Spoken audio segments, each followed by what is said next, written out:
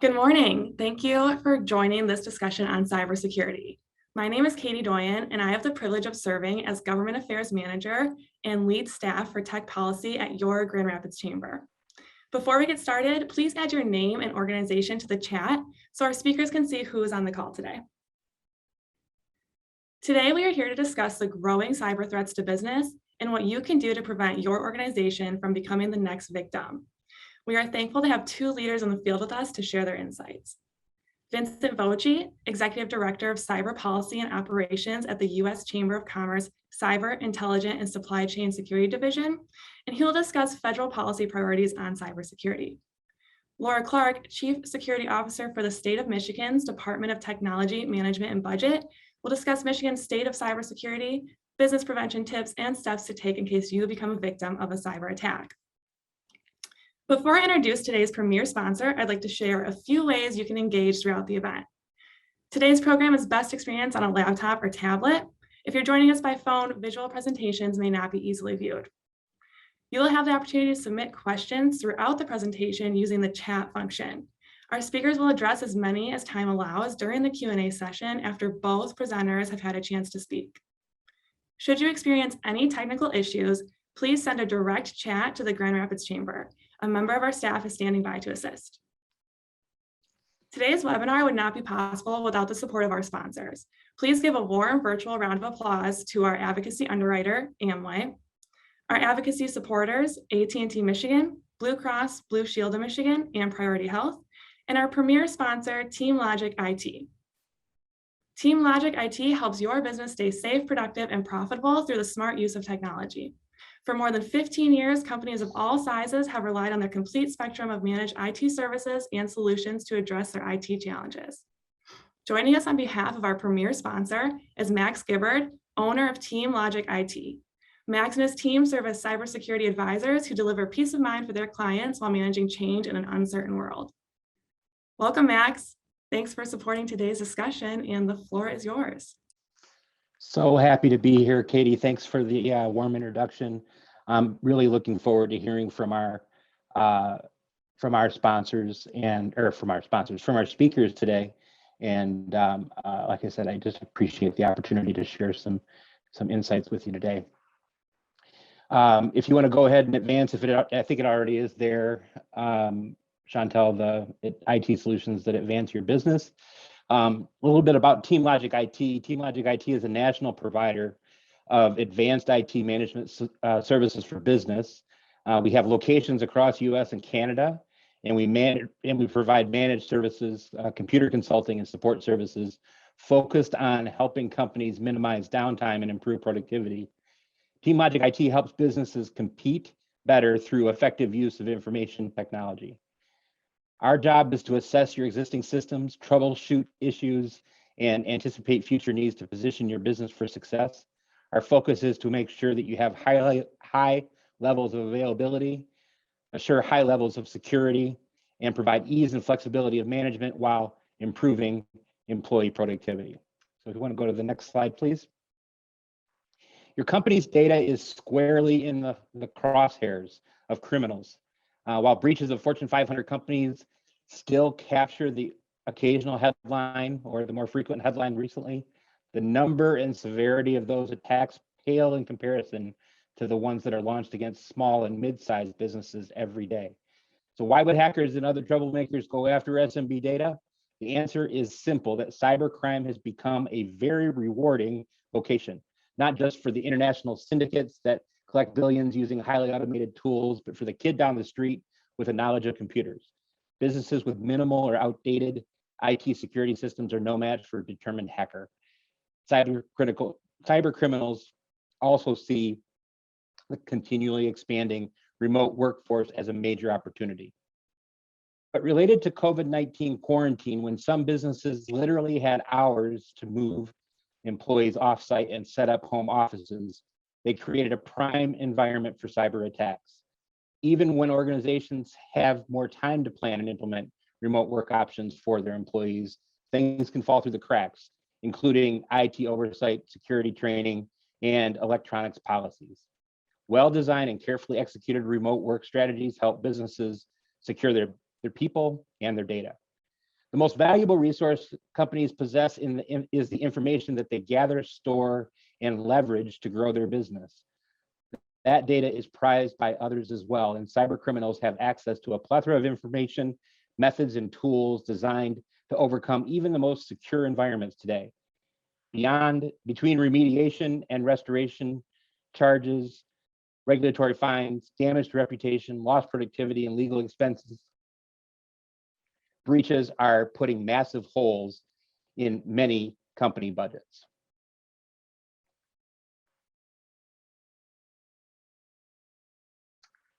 So let me offer to you some tips for cybersecurity survival. These are things that governmentally are recommended, but also things that our panelists are going to speak about today. First step is to assess your current environment. Before making a single recommendation or change, you should, as someone who cares about cybersecurity, always evaluate your current situation. What devices are sitting on your corporate network? Which technologies are protecting the IT infrastructure? Who has access to what systems? And based on that assessment, you'll understand where the vulnerabilities are and how to address them. Network assessments can identify your cybersecurity issues and help IT professionals to spot troubling issues and vulnerabilities, set priorities for future projects, and develop long-term data protection plans. Third, focus on the people problem. Number one reason why cybersecurity incidents happen is because of something that happens with a mistake that someone makes that's a human being. Humans are wild cards when it comes to cybersecurity, and there are too many companies getting hacked after investing thousands of dollars in implementing cutting-edge network and data protection systems just because a worker used a poor password management technique or clicked on the wrong link.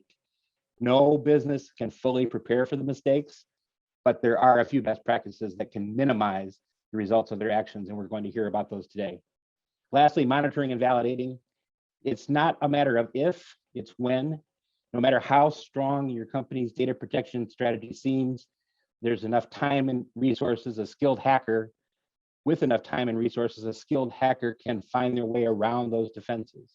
So businesses can minimize those threats by limiting cyber criminals' access to valued information, proactively monitoring network activity, noting potential issues, and responding promptly when an attack is underway.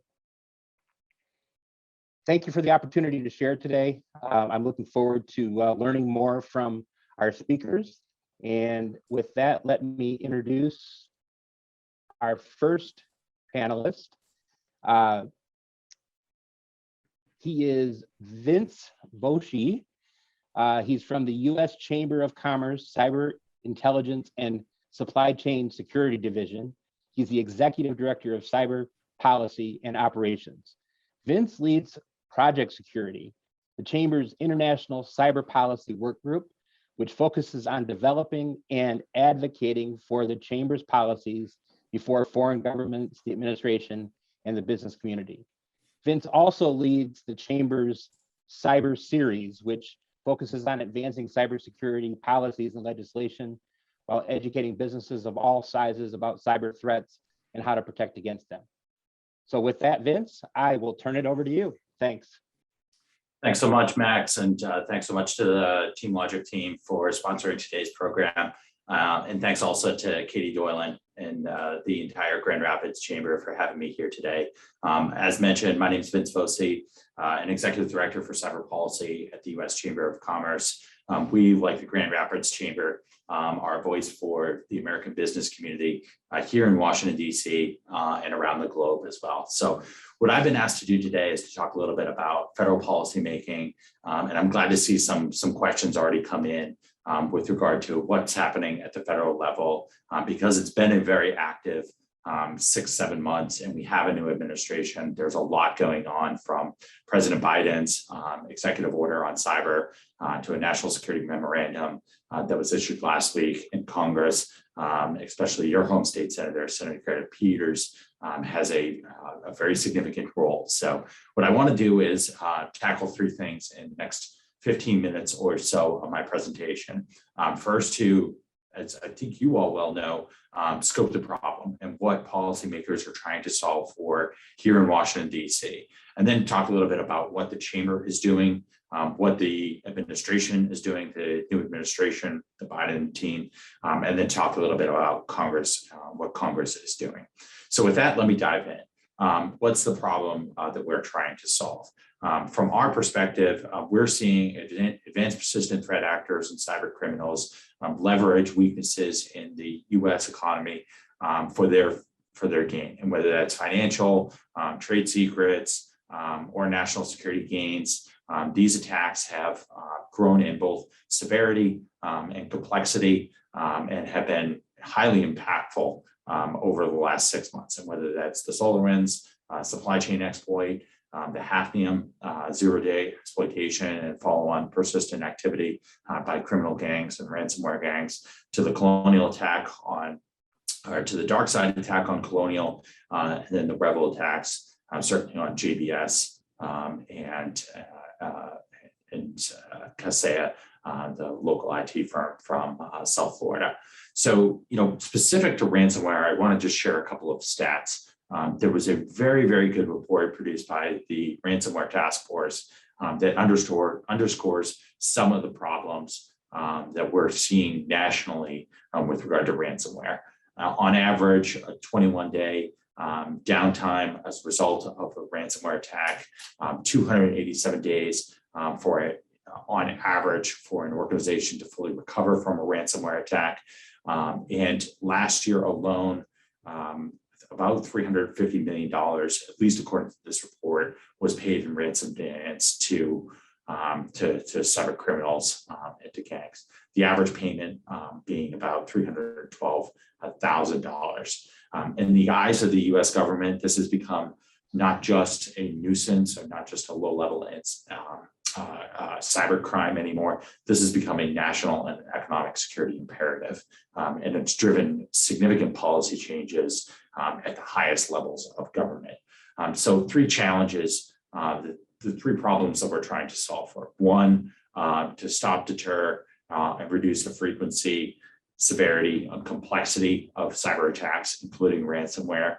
Two, enhance the visibility of federal agencies' views into either attacks or ransom payments.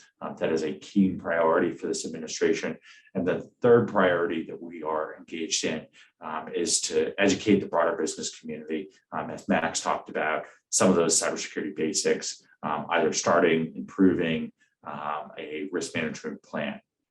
So what are we doing at the U.S. Chamber of Commerce? Well, as I mentioned, we are highly engaged with Team Biden and members of the House and the Senate and international partners. We've called on the administration and Congress to do a number of things.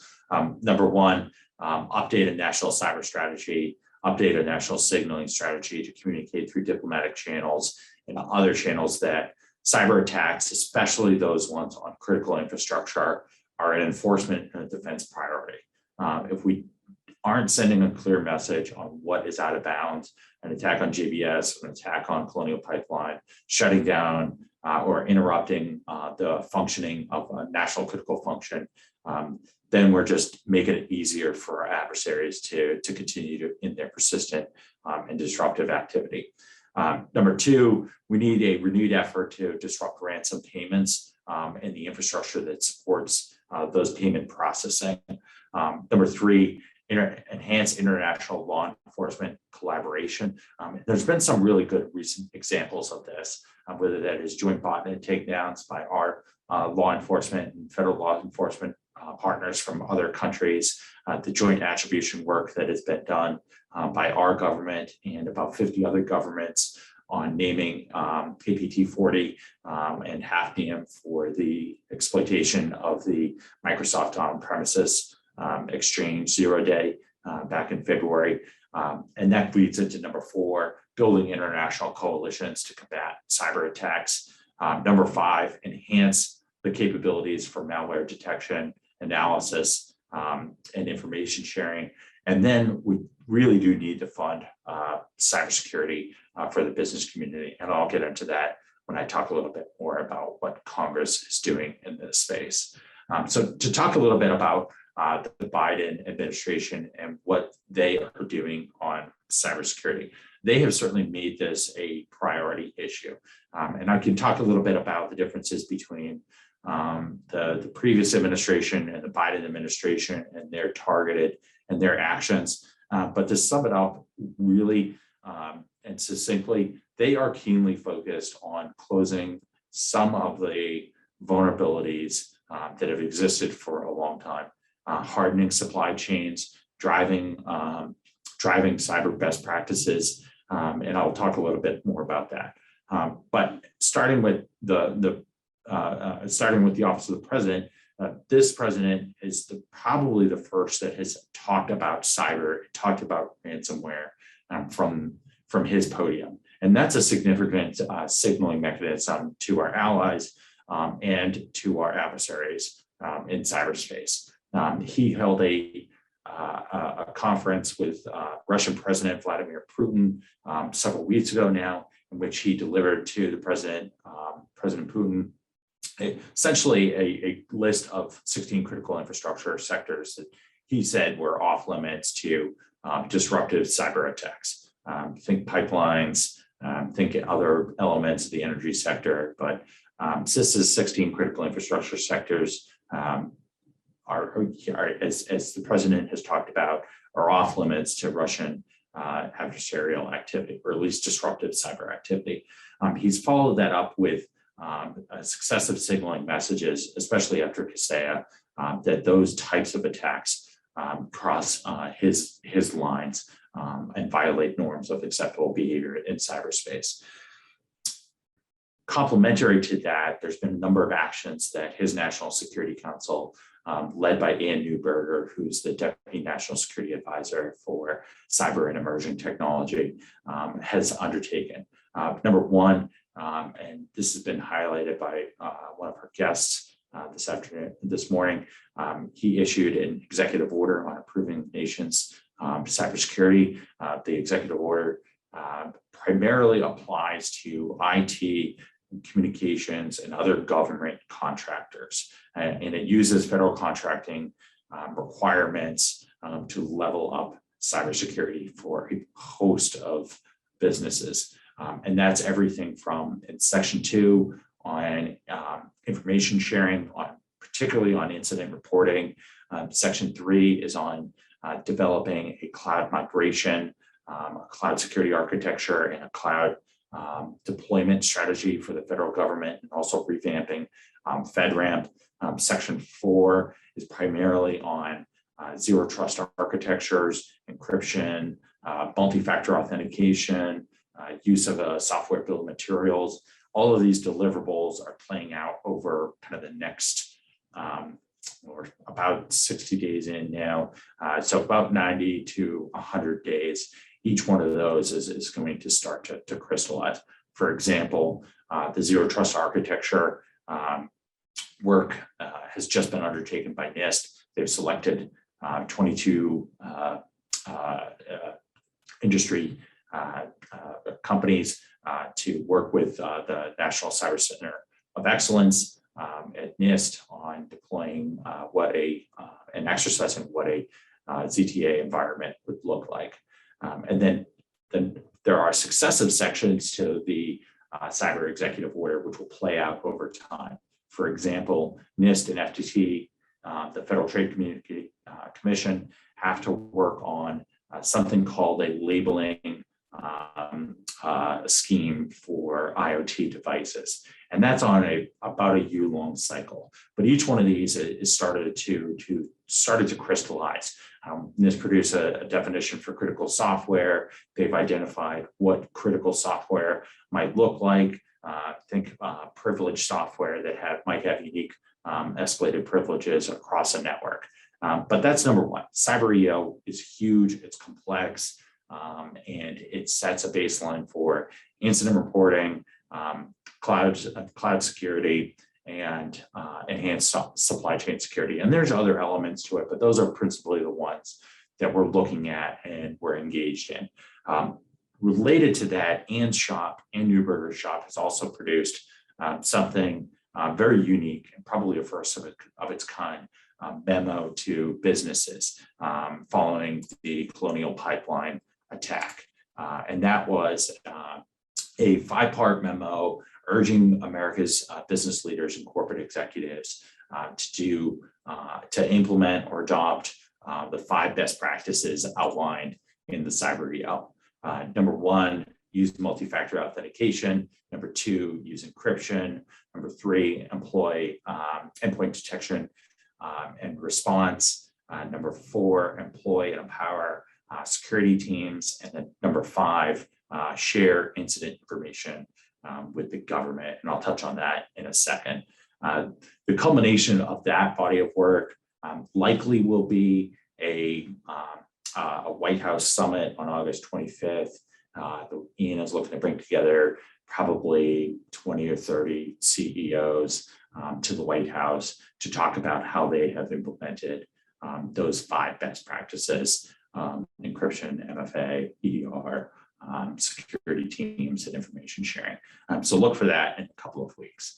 Separately, there's been a really keen focus on ransomware, whether that's at the Department of Homeland Security, and particularly at CISA, the Cyber and Infrastructure Security Agency, or the FBI or the Secret Service, but primarily CISA for the most part, although DOJ has launched a ransomware task force as well, led by the Deputy Attorney General, Lisa Monaco. And CISA's role really is in education and also in asset response, as they like to talk about it. So if you're interested in learning more about that, visit stopransomware.gov. CISA, in partnership with the Secret Service and FBI, have launched this resource, a one-stop shop, as they like to talk about it, for businesses just a couple of weeks ago, maybe even last week. But stopransomware.gov for those that are interested in talking about and learning more about what the U.S. government is saying about ransomware defense. Now, lastly, I'll talk for a few minutes just about what Congress is doing. So 2 different lines of effort. Last year, we saw a huge amount of attention on the adoption, consideration, and then passage of recommendations from the U.S. Cyberspace Solarium Commission. And if you haven't read this report, it's a really good look into how senior government officials and senior private sector officials produced a series of 80 different recommendations on improving our layered cyber defense. And that's everything from primarily DoD, but also across the cyber ecosystem as well. And some of those provisions passed in the NDAA, the National Defense Authorization Act, last year, and there's more that are being considered this year. But importantly, it created a Office of the National Cyber Director, a position that Chris Inglis, who was the former deputy at the National Security Agency, was appointed and confirmed by the Senate. He has taken that position as of about a couple of weeks ago. So we have a new National Cyber Director, and he'll have a pretty significant 65-person staff that will support him on critical infrastructure security, incident response, and policy planning and development for the civilian agencies. Separately, Congress has really turned its attention this year to incident reporting legislation. This has been a keen focus both for Gary Peters, but also for Senator Mark Warner. He's led a coalition of about 16 different senators to introduce legislation that we at the Chamber expect to pass, not necessarily benefiting businesses per se, but establishing a mandatory cyber incident reporting regime for non-federal entities to report certain cyber incidents to the Department of Homeland Security and CISA. And then certainly be interested in hearing from members of the Grand Rapids Chamber, if they're familiar with CISA, you know who your local CISA regional advisor is, or if you've talked to them, or if they've been out on the road. So priority number 1 for Congress, passing incident reporting legislation. Related priorities, earlier this year, as part of the American Rescue Package, they included $1 billion in funding for the Technology Modernization Fund. This is a grant program for federal agencies to essentially to buy new IT hardware and software to modernize and create cyber resilient systems. So that was something that's been done this year. There was a question asked in the chat about will cyber be included in the infrastructure package? The quick answer is yes. There's 3 funding mechanisms that are included in the infrastructure package for cyber to help organizations respond to and recover from ransomware incidents. A cyber response and recovery fund is included. That's only funded at a $20 million level for the first couple of years. So that it will probably look to be increased significantly over time. For state and local governments, there is a $1 billion grant program for SLTT to buy new IT hardware and software to improve the cybersecurity of their networks. And then importantly, for critical infrastructure, there's a National Cyber Resilience Fund that is intended to support investments by critical infrastructure in cyber technologies. So I'm a little bit over on time, so I'd love to engage in some of the questions and take your questions towards the end of the program. But it's been a pleasure talking to you all. Thanks so much for having me here today. And let me turn the mic back over to Katie from the Grand Rapids Chamber. Thank you again. Thank you, Vince. Please send any questions you have for Vince in the chat. We will have time for Q&A after we hear from our next presenter. And next on the agenda is Laura Clark, Chief Security Officer for the State of Michigan Department of Technology, Management, and Budget. While I introduce Laura, we have a quick poll to gauge your confidence and how you would respond if your organization or if you thought your organization was a victim of a cyber attack. Thanks for pulling that up, Chantel. As Chief Security Officer for the State of Michigan, Laura Clark oversees Michigan's cybersecurity and infrastructure protection services. As part of Michigan's Department of Technology, Management, and Budget leadership, Laura formulates and implements mission, policies, strategic plans, directives, and organization structure. Laura leads several cybersecurity and infrastructure protection committees, the Homeland Security and Emergency Management Board, and numerous programs at the local, state, and national level. Chantal, go ahead and show us those results. Okay, so most people are somewhat confident. I think after Laura's presentation, a lot more are going to head to that very confident stage. Laura, I'll turn it over to you. Thanks, Katie. And thanks, Max and Vince, for kicking this off. I agree with everything that they're saying. Cybersecurity is such a hot topic right now. And so it's really an honor and a good opportunity for us to be able to talk to some of our critical business partners within the state of Michigan. So as Katie said, I am the Chief Security Officer for the state of Michigan. And what that means is I'm basically responsible for all cybersecurity for the state of Michigan executive branch. So anything that falls under the governor and the governor's control. But one of the things that we actually have the luxury of doing is working with our partners across the state to help secure the cybersecurity ecosystem. I know Vince used that term, the ecosystem, as well.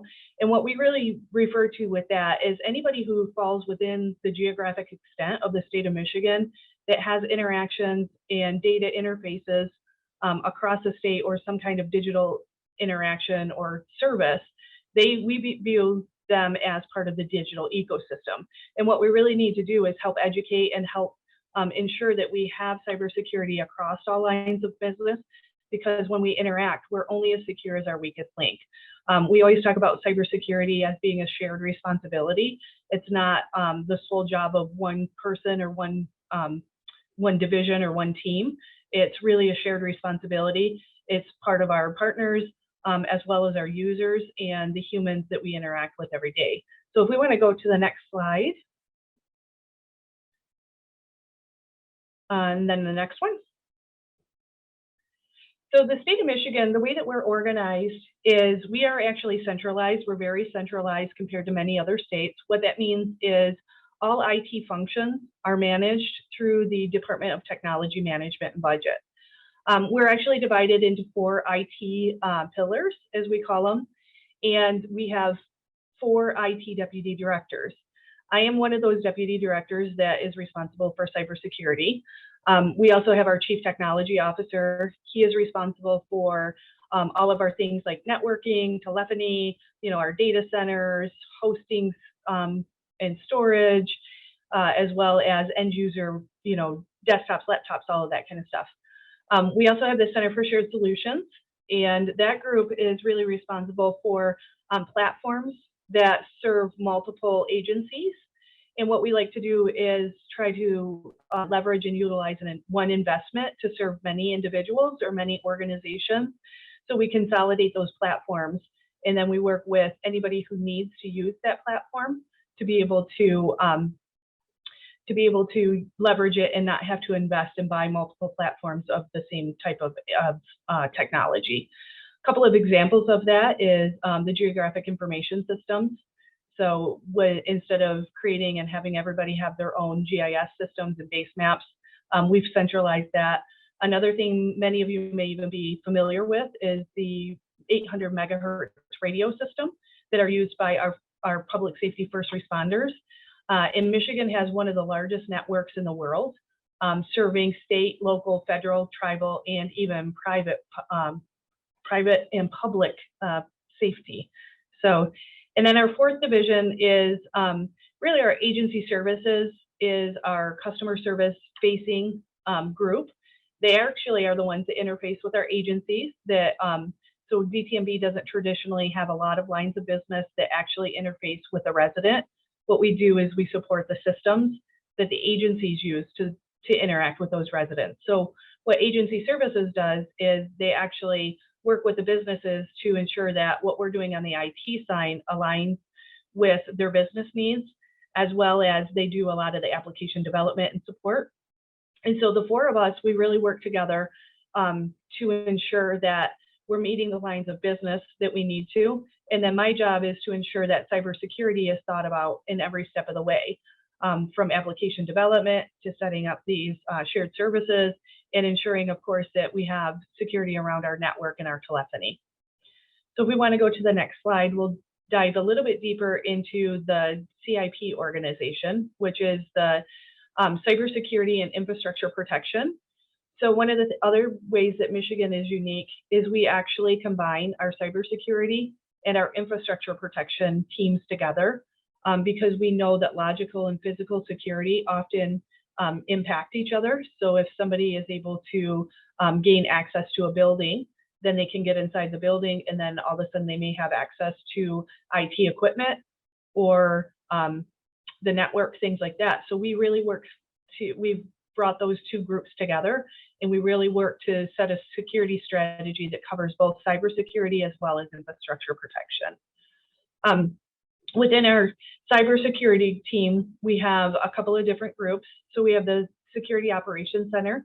So that's the team that monitors all of the network activity, ensures that if somebody accidentally clicks on a link, we help that person you reset their password, we triage that machine, we make sure that it gets fixed, or that we deploy new equipment out to the individual. We do any kind of breach or incident response. We organize and manage exercises with our partners across the state to make sure that we're practiced just in case there is some kind of incident within the state of Michigan. The second group is our Risk and Compliance Division. So this group is our group that actually looks at all of our applications and our systems to ensure that we're meeting NIST standards and guidelines. So we follow the federal guideline of NIST 853, moderate. And so all of our systems have to go through a security assessment where we look at all of the ways that it's set up to ensure that it's meeting the controls and is a secure platform for us to be able to push out and for our Michigan residents to be able to interact safely with the state of Michigan. And then our third large area is external partnerships and engagements. And I'll talk a little bit more about this in a few minutes. This is really where I think there's some opportunity for engagement and interaction between the Grand Rapids Chamber and some of our programs at the state of Michigan. So if we want to switch to the next slide. So just to highlight the Cyber Partners, that was the fourth bubble that's off the Michigan Cybersecurity Division. This is the group that really helps set our standards, our policies and our procedures, how we interact, what we do to secure the state of Michigan, what the state of Michigan users are allowed to do and not allowed to do. It sets policy for our vendors and what our vendors have to follow. We also, in that program area, we're responsible to ensure that we know where our assets are at all times. So we, sometimes people break their machines or their cell phones or their iPads, you know, those sorts of things. Sometimes they're stolen. So we have a whole program around monitoring, tracking those, and then a process around if a device is stolen or lost, what to do, how to wipe that machine remotely, what kind of data. We do an investigation around what kind of data. We do have a forensics team that will look at the devices if they are compromised in some way. So we have a forensics group that does that. We also manage our authorized requester. So this is the group that says this person can have access to the system or not. So we manage that. We work closely with our procurement group. So DTMB also has centralized procurement for the state of Michigan. So all purchases go through our centralized procurement. And within there, we have a specific IT division that does all IT purchases for all state of Michigan agencies. So instead of having, you know, Department of Transportation or Secretary of State go off and have their own IT contracts and their own process to purchase IT and bring IT in, DTMB governs over that. And then, of course, everybody has to adhere to audit and are subject to audit. So we have a lot of internal and external audits.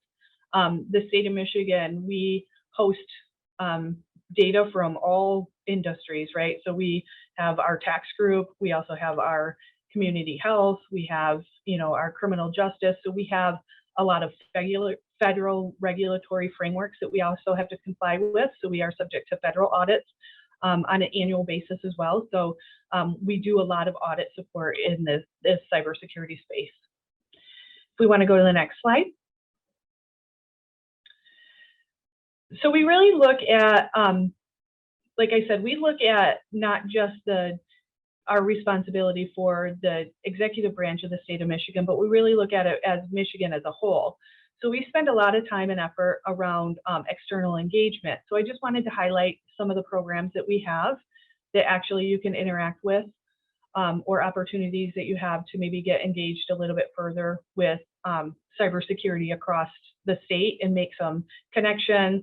You know, one of the best things in the cybersecurity space is to be able to have partners that you can share information with and that you can call if you're having a question, you know, you want to know who to call right away. So building that network of individuals is really important to us. So the first program that I'll highlight is our Cyber Partners. So our Cyber Partners, we focus mainly on government because we're government. So we do a lot of government to government at different levels.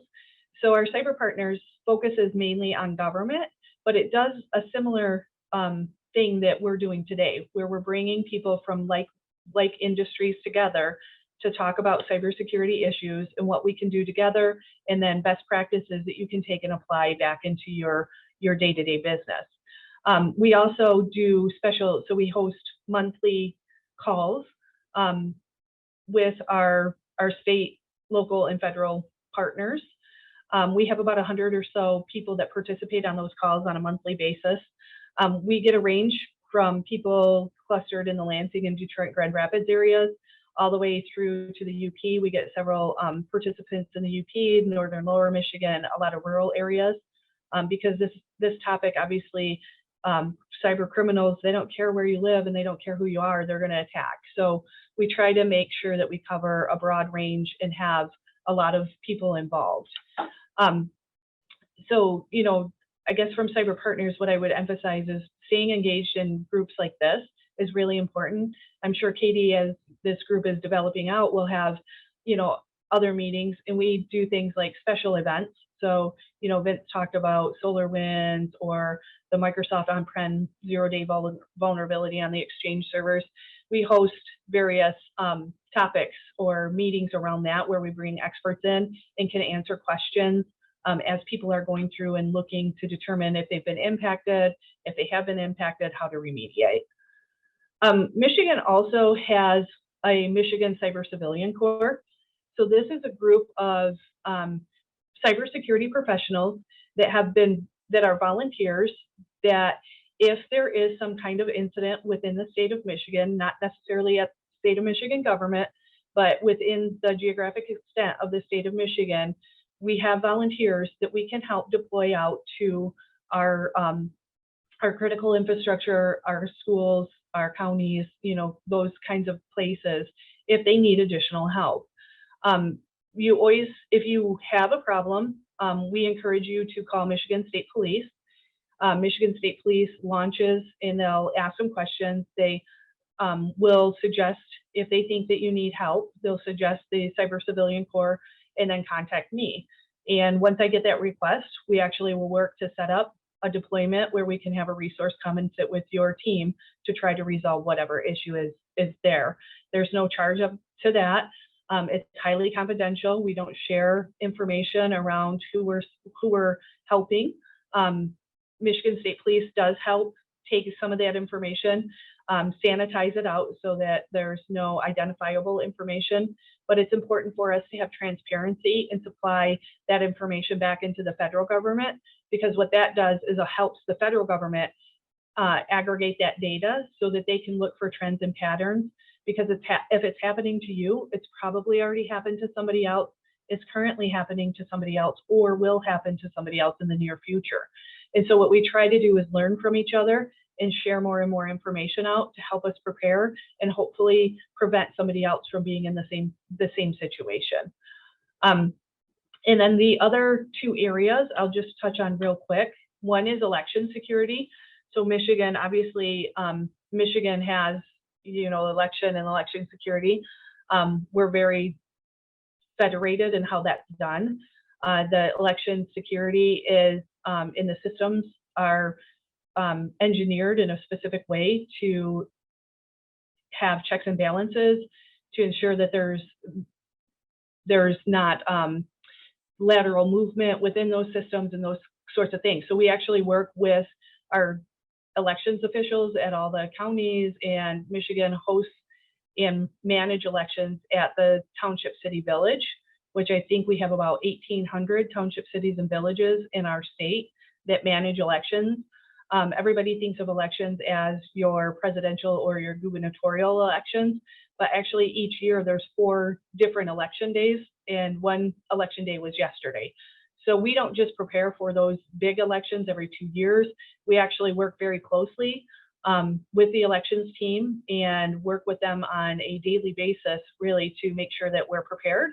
So even for small election days like yesterday, we can run smoothly and are well aware of what's going on within the election systems. And then finally, an opportunity for individuals to engage is our Michigan Cyber Summit. So every year we host a Michigan Cybersecurity Summit where we have leaders and professionals within the cybersecurity industry come in and provide conversation, presentations.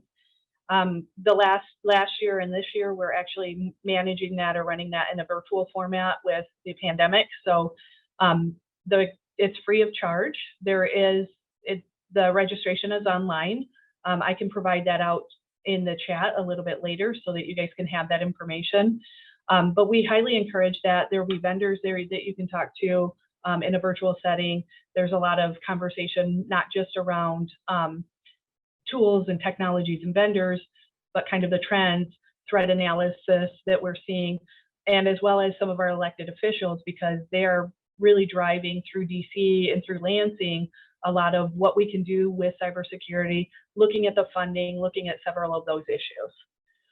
So if we want to go ahead, and I think we can just quickly touch on the next couple of slides if we want to move forward. I know I'm a little bit over time. So just to highlight, and I think we've talked a lot about this, a lot of those headlines that just popped up, have already been mentioned today, but just, so to kind of set a framework of what we're dealing with from the US standpoint, we've spent over $17 billion in cybersecurity in 2020. This was up by more than 5%. And a lot of people will say that investment is not nearly enough. The average cost of a data breach now is $8.6 million. This was a number from 2020. So as you've seen with some of the large ransomware attacks, we've seen where they were paying out 11 million, 20 million, in even probably bigger numbers at some point. So I anticipate that that number is going to grow greatly when we get our 2021 statistics. And then just to highlight, there's more than 60 million Americans that have experienced identity theft. In 2020, the FTC reported that 1.4 million people reported identity theft. This was over double of what was reported in 2019. Some of it is people are feeling more comfortable and confident to go forward and actually report identity theft, but a lot of it is because of that increased activity. So we know that the malicious actors are targeting, our government, our critical infrastructure, our small businesses, our schools, and I like to say cyber criminals are jerks and they don't care who we are, they're going to try to attack. So we have to be in this game together. Go ahead and skip on to the next. Let's go ahead and skip this slide. This is just kind of talking about some of those headlines. Again, I think this was already covered, some of the headlines that we've seen and some of the statistics with that. So, one of the things we wanted to kind of cover a little bit is how do we stay safe? So the first thing that I always like to say is remember that this could and will probably happen to you. When we talk about zero trust and zero trust cybersecurity, the Biden administration has that in their executive order for the federal government to go towards that. The state of Michigan is moving towards that. But the philosophy around that is assume breach and verify every action within your network. Any connection between a person and a device, any connection between a device and data, always verify that that should be happening. And if it shouldn't, then put it in a spot where you can isolate it from your network, isolate it from your data, and be able to respond to it. All businesses are under attack. Everybody, every day, everybody's trying to attack businesses. The state of Michigan alone, we block over 90 million intrusion attempts or malicious attempts a day. And yes, that's 90 million a day. There's risks associated with the cybersecurity attacks are high, and then we have to be part of it to protect ourselves, right? The human element is one of the biggest factors for the way that companies are breached. So if we want to go to the last slide, I believe. Just these are some basic cyber hygiene practices. I'll just highlight a couple. Always use good password management.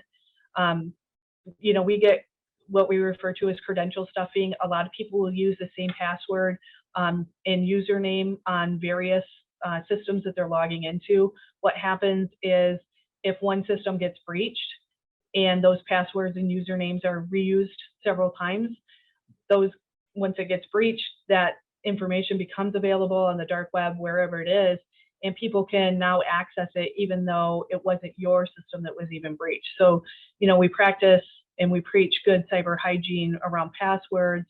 Always be safe and cautious when you're clicking. Make sure you're safe with your mobile device.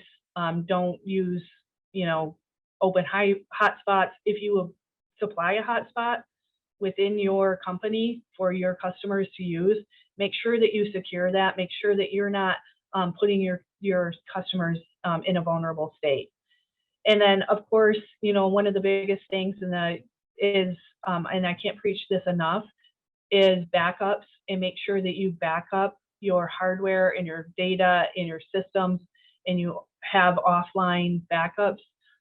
That's how you're going to recover from a ransomware attack. So I always want to make sure that we highlight that. So with that, I think I'm a little bit over time, but I think we wanted to give about 10 minutes or so for questions. So thank you again for the opportunity today, and my contact information I put in the chat. Thanks, Laura. I really appreciate you taking the time to be here with us this morning. Now we're going to transition over to Q&As. We'll bring Vince back on the screen. As a reminder, please use the Q&A or chat function to submit your questions, and I'll do my best to work through those. I think we've already gotten a couple in there. To get us started, we did have a few pre-submitted questions today. So the first question is focused on talent. Talent is consistently the #1 issue that our members face. And this specific question is, how can local and state governments attract top cybersecurity talent in the face of the talent crisis, work from home perks from the private sector, and budget constraints? Vince, do you want to take that one first? Sure. Happy to give a swing at it. I think, the talent pipeline shortage for cybersecurity is well known, well documented. Successive reports have highlighted as many as 300,000 jobs, cyber jobs continue to go unfilled here in the United States or elsewhere. I think the state of Michigan has been a real leader in attracting cyber workforce, and others that we look to really are foundational around kind of two critical areas. One that is executive funding from the governor's office and successive signaling that cybersecurity is a priority for the executive branch. And that has really taken the form of, it was former Governor Rick Snyder who first developed a cyber strategy, funded a cyber range with the state of Michigan. Laura is much more familiar with what the state has done in this regard, but other models exist out there for attracting cyber workforce. And primarily that's around where do young people like to live and work?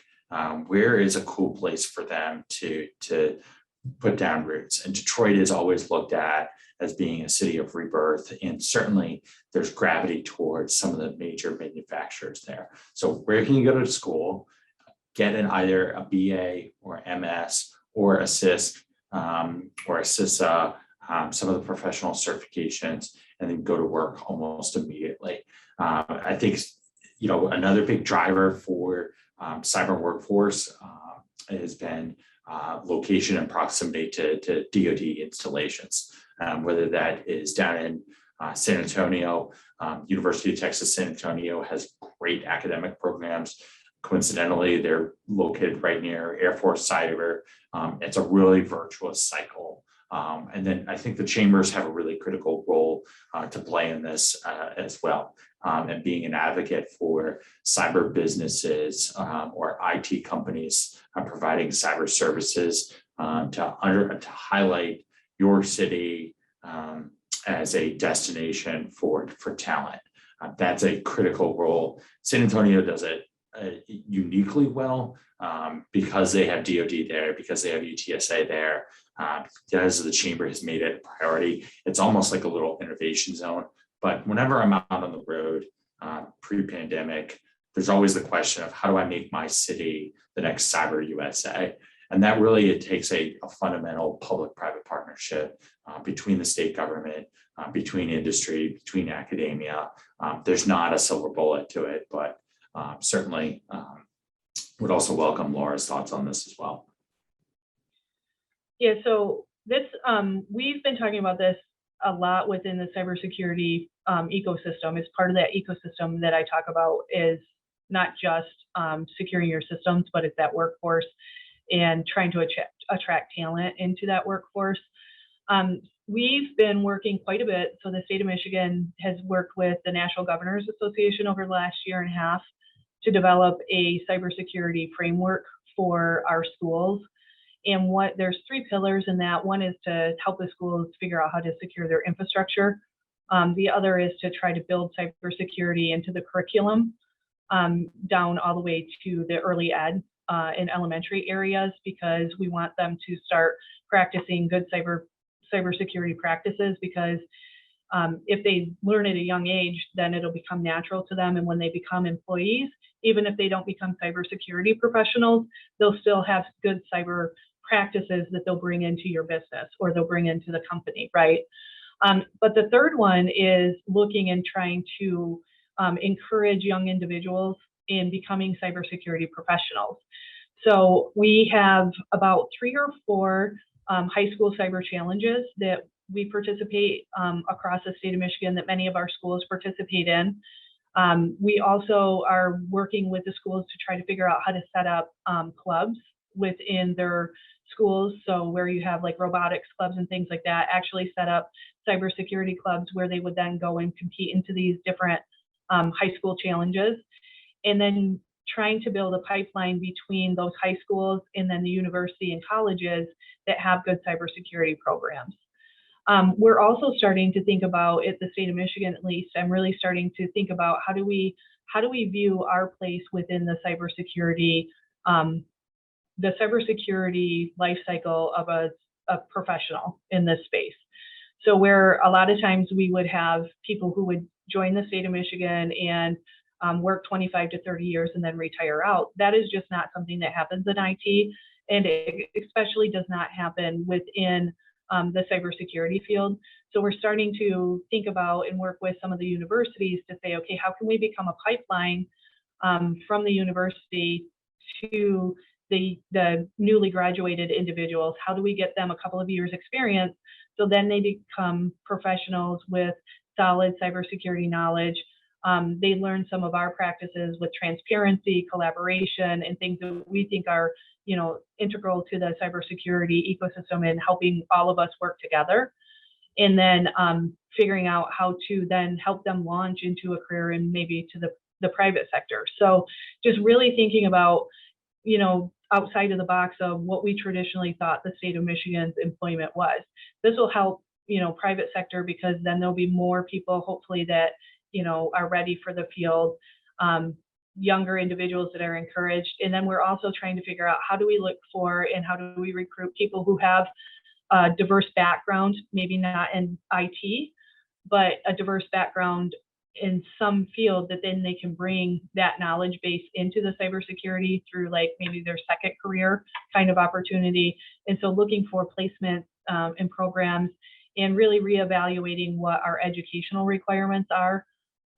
Instead of requiring, an IT degree, do we have some certifications and things that could be used as equivalent experience level to that education, so we don't limit ourselves when it comes to candidates to these positions. Thank you. It looks like we're pretty low on time here. So to get everyone out on time, I'm going to ask one final question to both Laura and Vince. If there is one thing you'd like attendees to walk away from this event with today, what would that be? Laura, we can start with you. All right. So I would just say, keep the conversation open. It can be a scary kind of topic, but we can't ignore it. And one of the best ways to educate yourself is to keep having conversations, keep participating in events like this, participate in the Cyber Summit so that you can build that knowledge base, learn where your resources are so that if something does happen or you have questions, it's easy to reach out so that you're not trying to figure that out on the day of probably the worst day of your business. Thanks, Laura. Vince? Laura said well earlier, number one, assume breach and look at your environment through that lens and message as appropriate to your leadership on what you need to do to better enhance your security and resilience process procedures.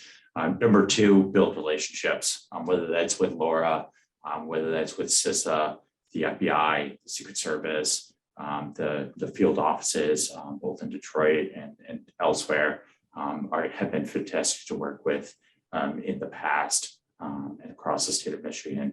I don't think we can underscore this enough that the federal government is really going to take a keen eye towards if you have a significant cyber incident and you don't report it, they will look at you very differently and will respond differently to that. So if you haven't established relationships with CISA, FBI, Secret Service, the state of Michigan, work to improve those. It takes time, it takes energy, and it takes time and energy to keep those partnerships fruitful. But there's through events, through programming, through virtual meetings.